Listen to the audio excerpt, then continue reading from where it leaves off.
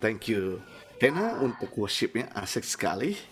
Salam sejahtera untuk kita semua para leaders. Senang bisa berjumpa kembali tanpa kita sadari bahwa kita sudah ada di bulan September. Minggu depan kita sudah ada di bulan yang baru lagi. Wow, cepat sekali dan sebentar lagi masuk akhir tahun. Kita nyebrang lagi di tahun yang baru. Nah, dalam 3 bulan terakhir ini kita akan bahas materi tentang LOM, Leaders of Ministry. Materi ini adalah materi untuk para pemimpin, yaitu pemimpin komsel, pemimpin divisi, ya, yang sudah melayani dan yang akan melayani di dalam kepemimpinan. Kita sudah bahas minggu lalu tentang pemimpin komsel, dan bulan ini kita bicara soal esensi pelayanan. Di bulan depan prinsip pelayanan bersama. Baru di bulan November kita akan masuk kepada FOM, Foundation of Ministry. Harusnya FOM dulu, baru LOM, Foundation of Ministry dulu, baru Leaders of Ministry. Tapi karena kita melihat bahwa kalian semua ada pemimpin yang harus diperlengkapi segera, makanya kita masuk LOM dulu, baru kemudian FOM. Nanti waktu FOM, semua para volunteer diwajibkan untuk ikut di dalam leaders meeting ini untuk khusus mengikuti materi Foundation of Ministry. Ya, oke, kita bahas mengenai esensi pelayanan di bulan ini. Ada firman Tuhan yang Yesus katakan dalam Matius 20 ayat 25 sampai 28, tetapi Yesus memanggil mereka lalu berkata, kamu tahu bahwa pemerintah bangsa-bangsa memerintah rakyat dengan tangan besi dan membesar menjalankan kuasa dengan keras atas mereka. Kata Yesus kepada murid-murid, tidaklah demikian di antara kalian. Barang siapa ingin menjadi besar di antara kamu, hendaklah ia menjadi pelayanmu. Dan barang siapa ingin menjadi terkemuka di antara kamu, hendaklah ia menjadi hambamu. Sama seperti anak manusia datang bukan untuk dilayani, melainkan untuk melayani dan untuk memberikan nyawanya menjadi tebusan bagi banyak orang. Tuhan Yesus tidak permasalahkan murid-murid yang ingin jadi terbesar, tidak permasalahkan murid-murid yang ingin jadi terkenal. Tapi Tuhan Yesus kasih cara untuk kamu jadi terkenal, untuk kamu jadi terkemuka, untuk kamu jadi famous, untuk kamu bisa punya follower banyak. Caranya yaitu bukan dengan tangan besi, melainkan melayani. Semakin kamu melayani, semakin kamu jadi hamba, maka semakin layak kamu jadi pemimpin. Semakin kamu sulit melayani, semakin sulit kamu jadi hamba, maka semakin sulit kamu jadi pemimpin. Nah, itu sebabnya kita akan bahas tentang esensi pelayanan agar kita menjadi pelayan-pelayan Tuhan yang layak. Kenapa kita bicara soal pelayanan? Karena kita semua adalah hamba Tuhan. Saudara ada dalam struktur organisasi gereja, sudah tidak dalam struktur organisasi gereja, kita semua adalah hamba Tuhan. Kenapa saya katakan kita semua hamba Tuhan? Karena setiap kali orang berjumpa sama Tuhan, pasti punya hati untuk melayani. Anda bisa periksa Alkitab kita Perjanjian Baru, siapa saja yang berjumpa sama Yesus pasti punya hati untuk melayani. Masih ingat anak-anak Zebedeus yang notabene mereka lahir dari keluarga nelayan, profesi mereka nelayan. Ketika mereka berjumpa dengan Yesus kali pertama di pinggir Danau Tiberias, Yesus berkata kepada mereka, follow me, I'll make you a fish of men. Ikutlah aku akan jadikan kau penjala manusia. Seketika itu juga mereka tinggalkan jalan mereka dan mengikut Yesus dan melayani Yesus. Siapa saja berjumpa sama Tuhan pasti punya hati untuk melayani. Juga perempuan Samaria, yang dimana perempuan ini punya 5 pria selingkuhan, bahkan pria yang sama saat itu dia ada bersama-sama pun bukan pria yang resmi. Tapi ketika dia berjumpa dengan Yesus kali pertama di pinggir sumur Samaria, saat itu juga dia putuskan 5 pria selingkuhannya. Dia serahkan hidupnya kepada Tuhan. Dia kemudian kembali ke kampung halamannya dan dia bersatu kota kepada Tuhan Yesus. Siapa saja yang berjumpa sama Tuhan pasti punya hati untuk melayani. Salah satu dalang pembunuh murid Kristus bernama Stefanus, yaitu Saulus. Dalam perjalanan dia ingin membunuh Petrus menuju kota Damaskus dari Yerusalem. Damaskus ada di Syria. Kemudian dia ketemu dengan terang yang besar. Terang itu Yesus sendiri berkata, Saulus, Saulus, mengapa seringkali kamu menganiaya aku? Saat itu juga dia tinggalkan niatnya membunuh orang Kristen, lalu menyerahkan hidupnya kepada Tuhan. dan dia melayani Tuhan. Dan penulis kitab hampir separuh perjanjian baru. Jadi kita bisa melihat bahwa seharusnya setiap kali kita berjumpa Tuhan, setiap kali kita menyembah Tuhan, setiap kali kita punya waktu bersama Tuhan, kita punya hati yang lebih besar untuk melayani, mengampuni, memberkati, mengasihi, menolong. Kalau kita nggak punya lagi hati untuk melayani, berarti ada something wrong dalam perjumpaan kita dengan Tuhan. Ada sesuatu yang cacat dalam perjumpaan kita semua Tuhan ya. Setiap kali Tuhan bersama Tuhan, kita punya hati lebih besar untuk mengampuni, memberkati. Nah, apa itu esensi? Esensi adalah sesuatu yang paling inti.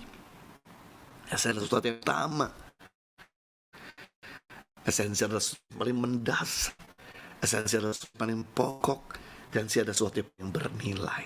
Jadi tidak ada yang lebih inti esensi, tidak ada yang lebih utama dari esensi, tidak lebih fondasi daripada esensi, tidak lebih pokok daripada esensi, tidak ada lebih bernilai dari esensi. Nah, rupanya segala sesuatu yang berubah-berubah adalah aksesoris. Tapi segala sesuatu yang tidak pernah berubah adalah esensi. Sekali lagi, segala sesuatu yang bisa berubah-berubah adalah aksesoris. Tapi segala sesuatu yang tidak pernah berubah adalah esensi. Nah, kita sebagai anak Tuhan, sebagai gereja, sebagai pelayan Tuhan harus berpegang pada esensi dan bukan berpegang pada aksesoris. Nah, mana yang antar esensi? Mana yang esensi antar telinga atau anting-anting? Mana yang tidak pernah berubah, telinga atau anting-anting? Jawaban saudara adalah telinga, karena anting-anting bisa berubah-berubah, bisa besar, bisa lonjong, bisa kecil, bisa kotak, bisa oval, bisa bulat, bisa blunder.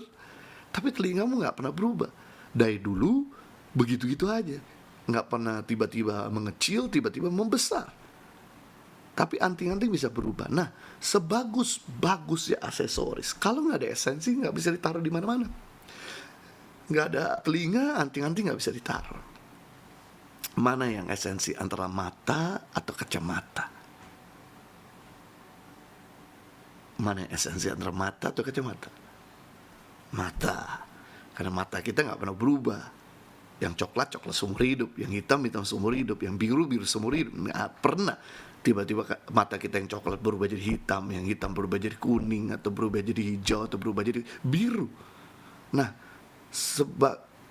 sebagus-bagusnya kacamata, kalau nggak ada mata nggak bisa berfungsi sama sekali. Jadi ketika ada esensi, aksesoris akan mengikuti. Tapi begitu tidak ada esensi, aksesoris percuma, tidak bisa mengikuti. Dan inilah aksesoris pelayanan tidak perlu kejar, yang Anda tidak perlu utamakan, yang Anda tidak perlu ambisikan. Yang pertama, aksesoris pelayanan yang Anda nggak perlu kejar, kekayaan. Bisakah kita melayani Tuhan tanpa harus jadi kaya raya terlebih dahulu? Bisa. Murid-murid Yesus melayani dengan kesederhanaan mereka. Berikutnya, aksesoris yang nggak perlu kita kejar, penampilan. Bisakah kita melayani tanpa punya baju baru? Bisa. Asal rapi, sopan, kita bisa melayani. Berikutnya, aksesoris pelayanan yang nggak perlu kita kejar, kedudukan. Bisakah kita melayani tanpa punya predikat pendeta? Bisa. Murid-murid Yesus tidak punya predikat pendeta. Mereka membaptis orang, mereka melakukan mujizat, mereka bahkan melakukan perkara-perkara besar. Bahkan saya juga memberikan kepercayaan pada ketua-ketua komsel untuk membaptis juga, termasuk Pak Ian dan Pak Antoni yang ada di Bandung membaptis, termasuk Pak Kiki, ya Pak Petrus, ya yang melayani di Surabaya baptisan. Kenapa? Karena memang selama Anda dipercayakan oleh pemimpinmu untuk melayani, go on. Berikutnya, yaitu kehebatan. Bisakah kita melayani tanpa punya karunia kesembuhan dan mujizat? Bisa. Justru dengan kamu melayani, kamu mengembangkan talentamu, kamu mengembangkan karuniamu. Karena talenta semakin digunakan, dia semakin berkembang dan berlipat kali ganda. Jadi jangan nunggu hebat dulu baru kita melayani. Jangan punya karun kesembuhan dulu baru kita melayani. Jangan tunggu sampai kita hebat berkhotbah dulu, berbicara dulu baru kita melayani. Salah besar, terlambat, too late. Dan lain sebagainya. Ini bukan yang perlu kita kejar di dalam pelayanan kita, baik itu di gereja maupun di komunitas. Tapi inilah yang perlu kita kejar, esensi pelayanan. Dalam Kolose 1 ayat 27 sampai 29 ini yang kita perlu kejar, ini yang kita perlu utamakan. Mari kita lihat di sini.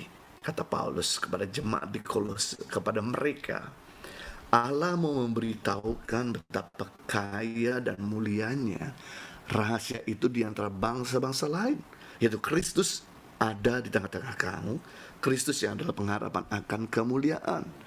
Dialah yang kami beritakan apabila tiap-tiap orang kami nasihati dan tiap-tiap orang kami ajari dalam segala hikmat untuk memimpin tiap orang dalam kesempurnaan Kristus. Kata Paulus, itulah yang kuusahakan, kupergumulkan dengan segala tenaga sesuai dengan kuasanya yang bekerja dengan kuat di dalam aku. Jadi Paulus mengusahakan, menggumulkan, mengutamakan dengan segala tenaga sesuai dengan kuasa yang bekerja dengan kuat di dalam dirinya, yaitu esensi pelayanan. Nah, kita lihat di sini ada 3 esensi pelayanan yang kita perlu kejar, yang kita perlu utamakan. Yang pertama, Yesus yang harus kita beritakan. Esensi pelayanan kita bukannya pencapaian, bukannya posisi, bukan follower. Jangan pikir bahwa ketika Anda punya posisi sebagai ketua komsel maka Anda sudah hebat. Bukan itu. Goal daripada esensi pelayanan, Yesus yang harus diberitakan. Sudahkah kau memberitakan Yesus buat keluargamu, buat sanak saudaramu, buat lingkunganmu? Kalau sesuatu pelajaran bagi dialah, kata Paulus, yang kami beritakan.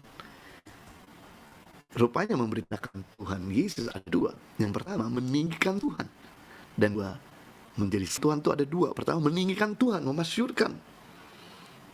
Yang kedua, yaitu menjadi saksi bagi Kristus. Kita lihat dulu yang pertama. Kita perlu dalam hidup ini senantiasa memuliakan Tuhan. Jangan sampai waktu kita sederhana, kita masih belum mampu, kita masih punya jabatan biasa-biasa, kita Yesus yang kita beritakan. Tapi begitu terkenal, nama pribadi yang kita beritakan. Coba lihat gambar depan ini. Di mana ada seorang salesman Coca-Cola dijual teh botol. Dibayar perusahaan Coca-Cola, dia difasilitasi perusahaan Coca-Cola, dia diberikan uniform sama perusahaan Coca-Cola, bahkan fasilitas sama perusahaan Coca-Cola, tapi kemana dijual teh botol. Kalau saya punya pelayan model begini, pasti saya langsung tidak ada tanya Tuhan lagi, tidak ada basi lagi, langsung kita ya. Nah, sama halnya dengan Tuhan. Anda sudah diangkat dari sama masyarakat, sudah dipulihkan dari hidup lampur dosa, kegagalan. Anda sudah diangkat sama Tuhan, diberi gaji oleh Tuhan, diberi fasilitas oleh Tuhan, diberkati oleh Tuhan. Begitu Anda terkenal, begitu Anda mampu, tapi Anda tidak lagi tinggikan Tuhan, tapi Anda tinggikan diri sendiri atau institusinya sendiri. No wonder, mungkin saja orang-orang tersebut bisa dipecat Tuhan. Kenapa banyak hamba Tuhan yang tadinya waktu dia belum terkenal, dia dipakai Tuhan luar biasa, tapi begitu terkenal, hilang namanya dari peredaran ke bumi, dari pelayanan mereka. Kemungkinan saja Tuhan pecat dia sebagai hamba Tuhan, sebagai pelayan Tuhan. Nah, jadi kalau pelayanan kita mau langgeng, kepemimpinan kita mau langgeng, karir kita mau langgeng, usaha kita mau langgeng, gak ada cara lain, kita harus selalu meninggikan Tuhan, bukan meninggikan nama. Ada begitu banyak orang-orang yang membangun menara Babel dan kemudian hancurkan, diporak-porandakan. Nah, Tuhan mau untuk mengingatkan kita semua, ayo waktu kamu di atas, kamu tetap humble. Mau ditegur, mau mentor, ya, mau dibimbing, mau selalu Tuhan yang ditinggikan dan bukan nama pribadi. Yang kedua, orang yang sombong, orang yang sombong itu nggak ada yang awet. Semua orang rendah hati lah yang awet. Ya. Yang kedua, memberitakan Tuhan. Yang kedua itu menjadi saksi. Kenapa kita perlu jadi saksi? Karena banyak orang tahu. Seorang penginjil terkenal bernama Reinhard Bonnke setiap hari maksud saya, ada 35.000 orang mati tanpa kenal Tuhan. Berarti tadi malam kita menjamkan mata dan tadi pagi kita buka mata untuk melakukan aktivitas hari ini tanpa kita sadari bahwa ada 35.000 orang yang begitu besar, yang begitu banyak, sebesar stadium bola, sedang ngantri menuju api neraka. Dan sedikit sekali orang percaya, orang Kristen, hamba Tuhan, ketua komsel, pemimpin divisi yang mau mencegah mereka, yang memberitakan kabar baik agar mereka jangan binasa. Seandainya saudara sepatu mereka, seandainya saudara ada di posisi mereka sedang mengantri menuju api neraka, tentu kita mengharapkan ada orang yang memberitahu kabar baik. Tentu mereka mengharapkan ada orang yang bisa merebut mereka, memberitahu mereka, menegur mereka, untuk mereka jangan binasa. Ketahuilah, tetanggamu, temanmu, mereka sedang menantikan kabar baik yang keluar dari perkataanmu. Kita punya goal dalam kekristenan bukan diselamatkan, tapi goal kekristenan menyelamatkan yang lain. Goal kekristenan bukan untuk dilayani, melainkan melayani. Goal kekristenan bukan dipulihkan, tapi goal kekristenan memulihkan yang lain. Ketahuilah, kita akan kehilangan apa saja yang kita tidak pernah hargai.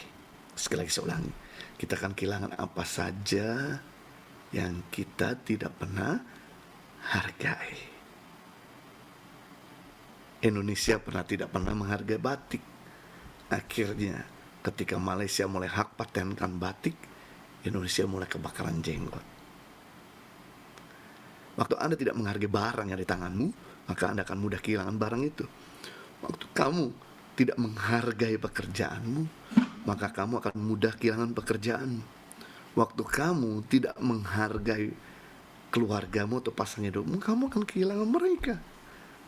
Nah, masih ingat bahwa Esau pernah tidak menghargai kesulungan, di mana Esau dengan mudahnya melepaskan hak kesulungan itu. Ketika Yakub memintanya dan berkata Yakub kepada Esau, berikan hak kesulunganmu kepadaku, maka nanti aku akan berikan sup yang aku masak dari tanganku sendiri. Lalu Esau berkata, apalah artinya hak kesulungan itu? Aku sebentar lagi mau mati. Padahal usianya Esau sama dengan usia Yakub, karena mereka ada saudara kandung. Mereka masih muda. Yakub belum menikah, Esau sudah menikah lebih dulu. Tapi Esau berkata, buat apa? Arti daripada itu.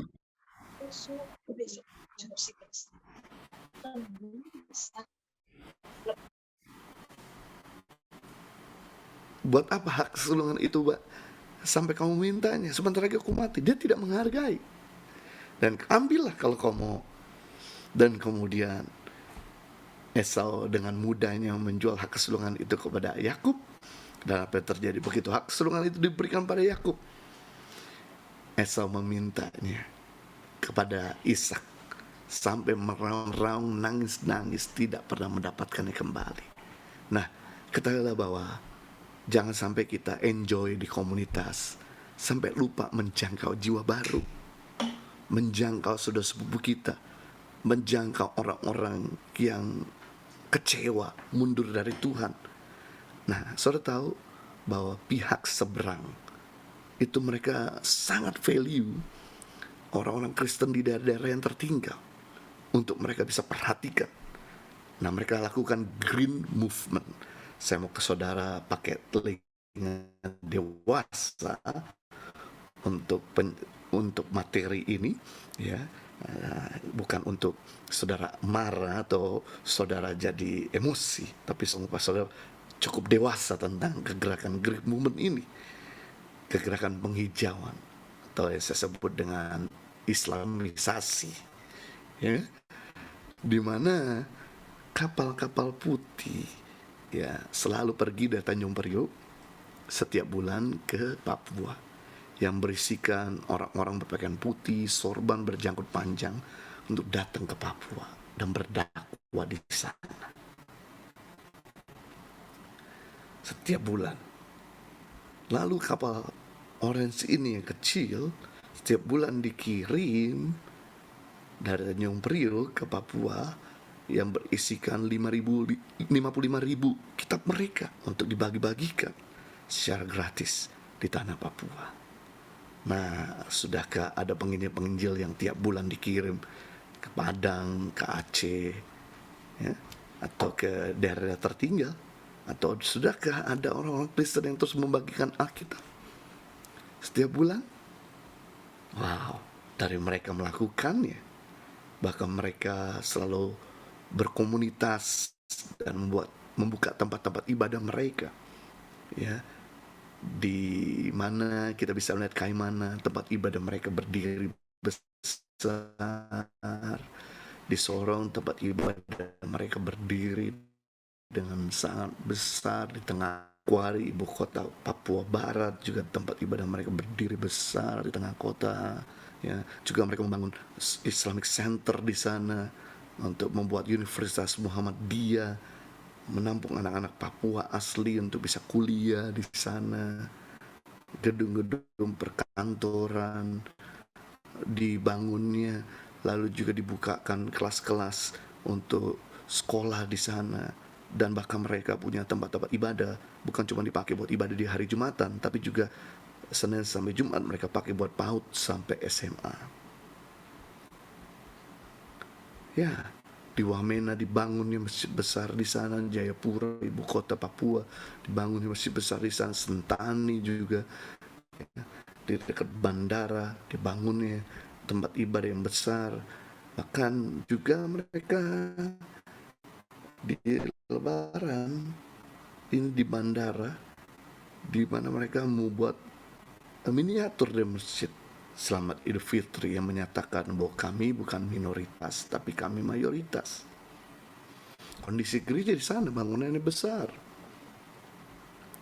bagus, megah, dipakai buat hari Minggu, satu minggu satu kali, tidak dipakai buat sekolahnya. Kenapa? Ici punya gedung, kita maksimalkan untuk level up, untuk menolong, ya, kita lakukan pelayanan peduli sesama, ya, kita lakukan bahkan juga untuk anggota daripada jemaat ICI yang harus wajib ditolong dan sebagainya, karena memang ini tujuan daripada gereja ada. Makanya saya kadang-kadang bertanya sama Tuhan, kenapa izin gereja sulit sekali di Indonesia? Saudara bisa bayangkan seandainya izin gereja itu dipermudah di Indonesia, akan lebih banyak lagi gedung-gedung mewah yang akan dibangun di mana-mana, yang dipakai untuk kepentingan pribadi, bukan untuk kepentingan bersama, bukan untuk membangun masyarakat. Karena gedung-gedung yang ada sekarang aja mereka pakai hanya untuk pribadi, tidak pernah untuk menolong masyarakat. Nah, kadang-kadang mungkin kita bisa menganalisa kenapa hal ini dibatasi. Ya, perubahan demokratif di tanah Papua, saudara.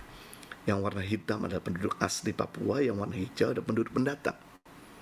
Tahun 1971 penduduk asli Papua hanya 887. Sedangkan penduduk pendatang hanya 36.000. Tahun 2005 penduduk Papua 1,5 juta. Penduduk pendatang 1 juta. Dan tahun 2011 penduduk Papua 1,7 juta dan penduduk pendatang 1,9 juta. Ini sekitar 11 tahun yang lalu. Berarti sekarang 2022 jelas mereka menjadi lebih mayoritas daripada penduduk asli. Bagaimana dengan kondisi di sana? Bodoh, miskin, penyakitan, bahkan penyakit sosial, mabuk. Bercontoh, orang Papua ini datang jauh-jauh dari kampung, datang ke kota untuk jual kayu bakar. Sampai di kota, dapat uang 20.000 atau 50.000, bukan dibelikan untuk kebutuhan rumah tangganya di kampung, tapi dipakai buat merokok. Seandainya kita mau foto bersama dengan mereka minta uang 20.000, 50.000, kita kasih. Sekali lagi, dia tidak bawa pulang buat keluarganya, tapi dia pakai untuk kepentingan pribadinya. Kenapa? Tidak ada yang ngajarin. Tidak ada yang mengempower mereka, memberdaya mereka. Kemiskinan di mana-mana, kemabukan di mana-mana. Why? Karena tidak ada yang mengedukasi. Gereja yang mayoritas di sana tidak mendidik mereka. Hanya cuma buat bangku penuh, tapi tidak mengarahkan mereka, mendampingi mereka. Penguasa tanah di sana rata-rata Bugis mendatang. Di bidang ekonomi contoh, yang tarik becak ini adalah orang Papua. Tapi pemilik becaknya adalah penduduk pendatang. Jadi penduduk asli hanya cuma jadi pesuruh. Kenapa? Karena tanpa keahlian. Mereka cuma jualan di pasar, di emperan, dengan jual bensin botolan, dengan jual sirih pinang. Ala kadarnya. Kurang menarik. Sedangkan penduduk pendatang, itu mereka jualan dengan lengkap, nyaman, terang, bersih. Akibatnya, banyak masyarakat yang datang ke pertokan pendatang daripada penduduk asli. Penduduk asli makin kecekek ekonomi mereka. Tanpa keahlian, kurangnya pendidikan membuat orang Papua menghabiskan waktu main biliar dan minum minuman keras. Membuktikan bahwa gereja tidak menghargai mereka. Gereja tidak mengempower mereka. Bidang pendidikan lagi. Universitas Yaspis Papua, Universitas Muslim di sana yang besar, itu banyak sekali orang-orang Papua yang kuliah di sana. Kenapa? Murah. Bahkan diberikan kemudahan untuk masuk. Nggak punya uang, bayar belakangan. Universitas Kristen mahal. Sedikit sekali orang-orang Kristen mau sekolah di sana. Jadi menyebabkan banyak sekali orang-orang Kristen yang nganggur tanpa kuliah.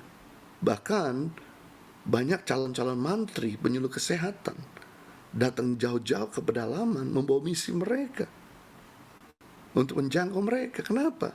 Karena banyak sekali orang-orang Papua yang mati waktu saat melahirkan. Makanya mereka datang sana untuk menolong. Nah, di manakah gereja? Di manakah orang Kristen? Ditambah-tambah sampai banyak sekali anak-anak Papua yang di pesantren kan rame-rame. Ini diambil dari koran Sydney Morning Herald di kota Sydney ya. Dia melihat bahwa banyak sekali anak-anak Papua penduduk asli yang di pesantren kan rame-rame. Why? Karena mereka nggak sekolah, maka disekolahkan. Why? Karena mereka perhatian. Coba kalau Anda jadi presiden, melihat banyak sekali orang Kristen di tanah Papua, di NTT, di Maluku, yang nggak bisa sekolah. Lari-lari, main bola. Sedangkan kamu sebagai presiden punya keterbatasan dalam menolong mereka. Lalu ada dari Muslim datang menolong mereka. Pasti kamu akan berikan kesempatan yang Muslim menolong. Daripada dia bodoh, daripada dia mati kelaparan. Nah, pemerintah punya tangan terbatas. Kami tangan pengharapan juga punya tangan terbatas. Kita harus sama-sama sebagai orang Kristen, sebagai pelayan Tuhan untuk menjangkau mereka sesama Kristen.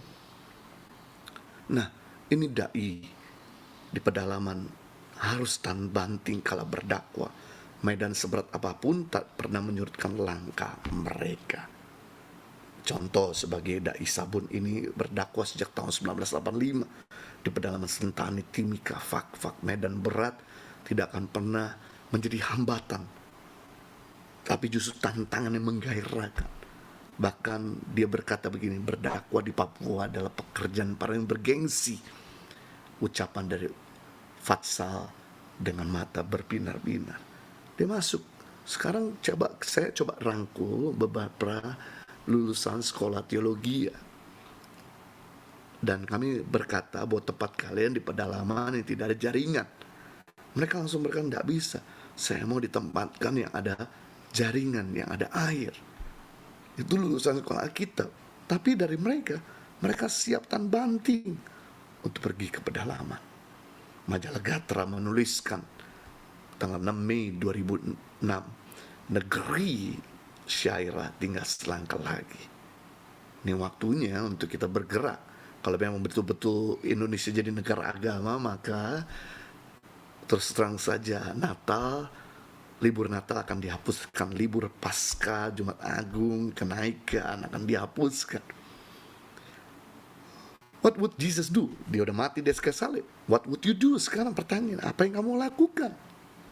Ini mereka, ini di Jakarta loh, angka 021, telepon 021 berarti angka Jakarta. Sejuta Quran untuk Papua. Pernahkah kita memikirkan sejuta nasi kotak untuk tanah Papua? Yang tete, slowly but sure, pada akhirnya timbul sekelompok orang bahwa Kedar adalah agama asli orang Papua karena gereja acu tak acu. Ini menjadi target mereka, saudara, yaitu 12 kantong Kristen yang tersisa di negeri ini. Setelah ini bisa ditaklukkan, maka Indonesia akan jadi negara agama. Papua, Maluku, Manado, Toraja, Poso, Toba, Nias, Mentawai, Kalimantan Tengah dan Barat, Sumba, Flores, dan Kupang. Saudara, ini waktunya untuk kita, Galatia 6 ayat yang ke-10. Selama masih ada kesempatan bagi kita, mari kita berbuat baik pada semua orang, terutama kepada kawan-kawan kita seiman. Saudara-saudara seiman, bicara juga soal keluargamu. Jangan sampai kamu nolong sana sini tapi keluargamu gak ditolong. Jangan sampai kamu melayani sana sini tapi keluargamu tidak dilayani. Akibatnya mereka kebobolan, dijangkau sama Kedar. Ya, jadi kita perlu belajar untuk menjangkau mereka yang tidak terjangkau. Fokus goal kekristenan, yaitu menghasilkan jiwa-jiwa Yesus yang kita beritakan. Yang kedua, esensi pelayanan yang kedua yaitu berfokus pada tiap-tiap orang berubah ke arah Kristus. Pertama, Yesus diberitakan. Yang kedua, kita fokus dong, orang-orang itu berubah, jadi dewasa, jadi bertumbuh,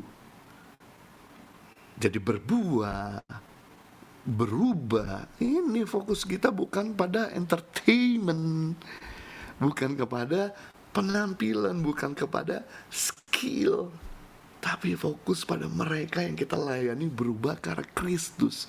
Kolose 1 28 bagian B sampai 29. Dialah yang kami beritakan apabila, perhatikan, tiap-tiap orang kami nasihati.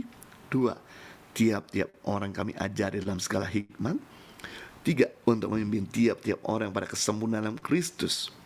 Kata Paulus, itulah yang kuusahakan dan kupergumulkan dengan segala tenaga sesuai dengan kuasanya yang bekerja dengan kuat di dalam aku. Wow.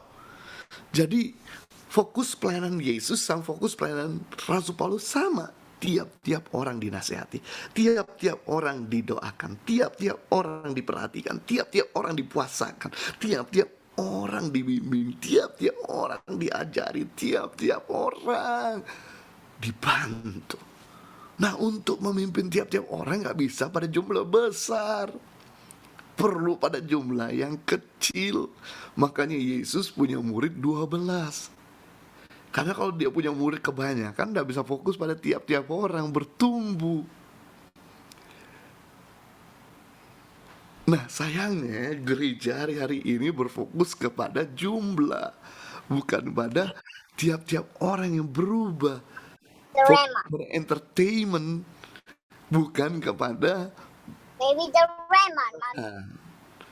Nah, biasanya kalau menjelang akhir tahun begini ya, udah mulai September, gereja-gereja mulai rapat untuk Natal. Tiap bulan sekali. Nanti begitu udah November 2 minggu sekali. Desember tiap minggu tuh rapat. Gimana cara ngumpulin dana, undang pembicara, undang artis, bikin acara yang bagus, latihan, pertemuan terus. Tapi ada jemaat yang nggak bisa sekolahkan anak, nggak pernah dibikin pertemuan, tidak pernah dirapatin.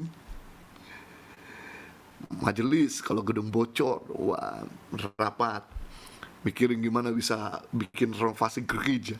Tapi kalau ada jemaat yang nggak bisa berobat, nggak pernah dirapatin dan meetingin. Padahal kita eklesia loh, eklesia adalah orang-orang atau gereja yang dipanggil untuk menentukan nasib kotanya. Jadi kalau orang di kota itu banyak orang miskin, maka para gereja, para eklesia ini yang memikirkan bagaimana meningkatkan kesejahteraan. Kalau di kota itu banyak orang-orang gak sekolah, maka para eklesia, para gereja ini dipanggil memikirkan bagaimana meningkatkan pendidikan di kota itu. Itu fungsi daripada gereja, tiap-tiap orang dibimbing. Makanya kenapa saudara punya komsel itu harus 15 membelah. Karena begitu kamu lebih dari 12, 15 kamu kewalahan, gak bisa fokus. 12 maksimal dibelah, diutus leader. Ayo, bagi saudara yang belum pernah membelah, wajib membelah. Kenapa? Supaya kamu bisa lebih fokus lagi kepada anggota yang notabene tidak kebanyakan. Yesus tidak mati karena acara, Yesus mati karena orang-orang itu bisa diselamatkan. Makanya Bapak Ibu Saudara, bedanya gereja sama bioskop. Gereja sama bioskop hampir mirip-mirip sama, ya. Bioskop dan gereja pertama sama-sama pakai artis. Cuma bedanya kalau di bioskop artisnya terkenal, Jackie Chan, ya Brad Pitt, ya Tom Cruise. Sehingga kita nonton dalam 2 jam di entertain sama artis tersebut, nggak terasa udah selesai. Gereja juga pakai artis rohani, masuk dulu WL, lalu masuk lagi pembicara, masuk lagi bagian pengumuman dan sebagainya, sehingga 2 jam selesai. Yang kedua, persamaan gereja sama sinema sama-sama pakai pengumuman. Bedanya sinema pengumuman di depan, sebab kalau pengumuman di akhir orang udah keburu pulang. Kalau gereja pengumuman di belakang, supaya apa? Di encourage supaya bisa datang lagi, ada acara-acara berikutnya. Yang ketiga, persamaan gereja sama gedung bioskop sama-sama pakai uang. Cuma bedanya bioskop tegas, bayar dulu boleh masuk.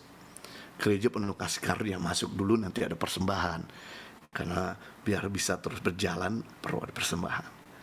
Yang keempat, bioskop ini kalau kita masuk 2 jam, duduk, pulang kita nggak pernah kenal orang di depan, orang di belakang, kiri kanan.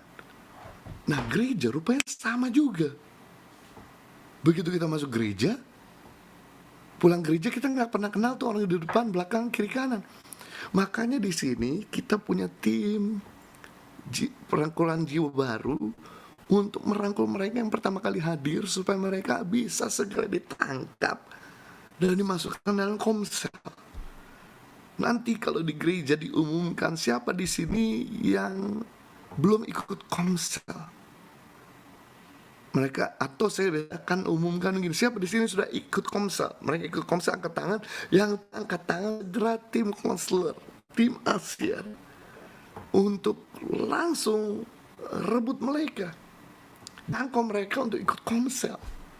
Karena kita nggak mau gereja Impact Community Indonesia gereja yang childish, kekanak-kanakan, yang selalu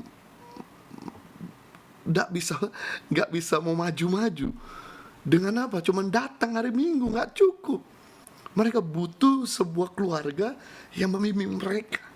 Makanya ini penting untuk para asyir dan semua para hamba Tuhan, pelayan-pelayan Tuhan untuk gerak. Lihat siapa yang tidak angkat tangan, yang belum ikut komsel, segera jangkau mereka supaya bisa ikut komsel. Saya di dalam sapaan tiap kali pulang gereja nyapa jemaat, selalu saya tanya sama mereka, udah ikut komsel belum? Belum, langsung saya minta kontak number atau saya arahkan sama tim asyir supaya bisa segera ikut komsel supaya mereka dewasa, mereka bertumbuh. Beda sekali waktu kami mulai fokus pada tiap-tiap anak-anak yang kami jangkau, di mana anak-anak ini yang badannya kurus-kurus, begitu dikasih makan tiap hari, jadi gemuk-gemuk. Yang bodoh-bodoh, begitu dididik tiap hari jadi pinter-pinter. Yang penakut, ketemu orang nangis, ketemu kamera nangis, tapi begitu dididik, akhirnya berani presentasi di depan kamera, bahasa Inggris dengan lancar. Jadi nggak ada yang nggak bisa bertumbuh, nggak ada yang nggak bisa dewasa kalau kita mau konsisten mendidik dan memperhatikan mereka. Nah, saudara, yang perlu perhatikan adalah mereka yang masih lemah imannya, yang masih kekanak-kanakan. Itu yang perlu Anda perhatikan lebih utama. Saya senang di dalam komsel ini ada ketua-ketua komsel yang ketika anggotanya bermasalah, dia puasa sama-sama. It's good. Itu salah satu bentuk perhatian yang baik, sehingga mereka bisa ditopang bersama-sama para leader. Ketiga, esensi pelayanan kita yang terakhir yaitu mengalami Kristus. Yang pertama, Yesus diberitakan. Yang kedua, fokus pada tiap-tiap orang berubah.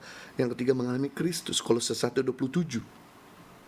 Kepada mereka Allah memberitahukan betapa kaya dan mulia rahasia itu di antara bangsa-bangsa lain, yaitu Kristus ada tengah-tengah kamu. Kristus adalah pengharapan akan kemuliaan. Sayang dalam bahasa Indonesia kurang tepat dikatakan Kristus di tengah-tengah, tapi dalam bahasa Inggris dikatakan Christ in you is the hope of glory. Kristus ada di dalam kamu. Kristus adalah pengharapan akan kemuliaan. Beda sekali antara Kristus di dalam sama Kristus di tengah. Sebagai contoh, air ini ada di tengah-tengah saya, ada di depan saya, ada di samping saya. Tapi air ini tidak pernah beri perubahan. Coba saya pindahkan air ini ke dalam diri saya, maka ada perubahan, ada transformasi energi, ada kesegaran. Sama halnya dengan murid-murid Yesus. Ketika ada di tengah-tengah Yesus, murid-murid hidupnya nggak berubah. Pada mereka dengar pengajaran Yesus, mereka melihat mujizat Yesus, mereka bersama-sama Yesus, hidup tidak berubah. Kenapa? Karena Yesus cuma di tengah-tengah mereka. Yesus berkata di dalam Yohanes pasal 16 ayat 7, namun adalah benar kukatakan ini kepadamu, ada lebih berguna kalau aku pergi kepada Bapa. Sebab kalau aku pergi kepada Bapa, maka Roh Kudus, Roh Kristus akan tinggal di dalam diri kamu. Sebab kalau aku tidak pernah pergi kepada Bapa, maka Roh Kristus tidak pernah tinggal di dalam kamu. Puji Tuhan, Yesus naik ke surga bukan untuk tinggalin kita, agar dia ada di dalam kita melalui Roh Kudusnya. Dan apa yang terjadi ketika murid-murid dipenuhi Roh Kudus? Mereka yang penakut jadi pemberani, mereka yang kikir jadi murah hati, mereka yang sombong jadi rendah hati, mereka yang hambar, yang kering dalam pelayanan, mereka bisa melakukan mujizat-mujizat. Nah, penting di sini untuk kita sebelum melayani di komsel, kita harus mengalami Kristus dulu. Makanya firman Tuhan berkata bahwa kasih setia Tuhan itu selalu baru tiap hari. Artinya sebelum kita melakukan aktivitas, mari kita menghadap Tuhan untuk menarik kasih-Nya masuk dalam hati kita. Kenapa kita perlu menarik kasih-Nya dulu? Sebab kasih itu membuat kita panjang sabar, murah hati, lemah lembut, rendah hati, membuat kita jadi sumbu panjang, sehingga waktu menghadapi tantangan di hari-hari yang kita lalui, kita siap. Makanya kenapa Bapak Ibu, ini Yesus memberikan sebuah perumpamaan di dalam Lukas pasal yang ke